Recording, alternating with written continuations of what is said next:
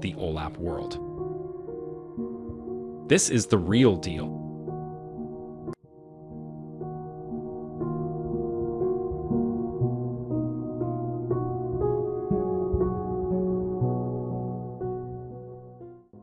Now we want to enter the OLAP world from the OLTP world. In fact, we want to use OLTP concepts and their relations with OLAP to better understand the SSAS concepts. First of all, let's discuss what the term OLAP means. Before that, we gotta learn what OLAP means, provide a definition of this concept, and then move forward to the respective expressions. All right, friends, what was the first world we talked about in the OLTP world? It's true. It was the database. Well, we have a concept called cube in the OLAP world too. So consider cube as a database, but an analytical database this time.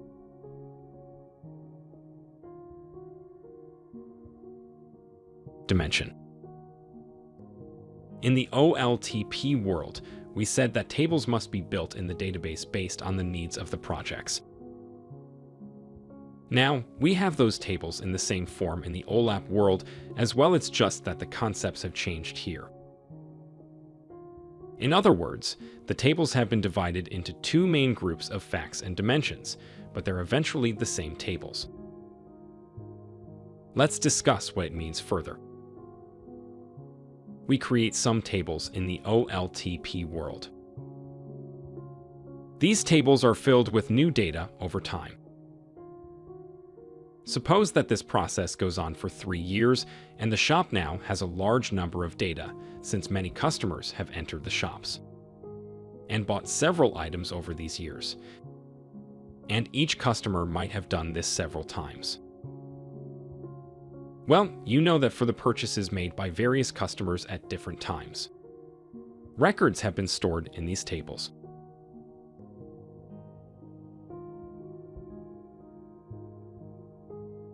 Now let's go back to the OLAP world. The goal in the OLAP world is not to save data. Data storage has been done by OLTP for years, and we saw an example of it together. In the OLAP world, the data stored by the OLTP is going to be used for analysis, such as the 3-year data from the shop. So we need to enter these tables and the data inside them into the OLAP environment here. So you see that I didn't talk about anything else so far. These are the same tables that are being entered. What should we do now? We just gotta place these tables into either group of facts or dimensions based on what we expect from them. This means that some of these tables will fall into the dimension group and others will fall into the fact group.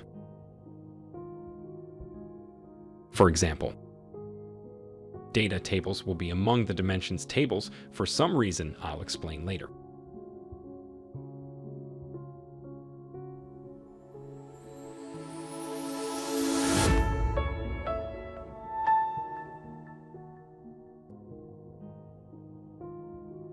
MDX. And now we get to the final item, which is the MDX language. In the OLTP world, we needed a language so we could perform tasks such as saving and recovery, among other tasks on the data saved in the tables. In the OLAP world, we need to use the output of the analyses that are performed on the data. For example, suppose we need to fetch the output of analysis and display it for the end user in an application.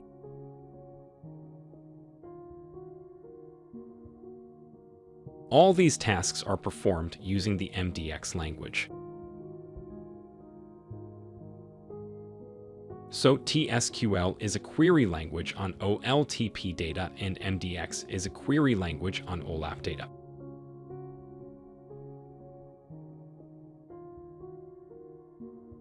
Let's summarize our discussion up to here again. We had a concept called database in the OLTP world containing some tables, each of which was in charge of saving specific data.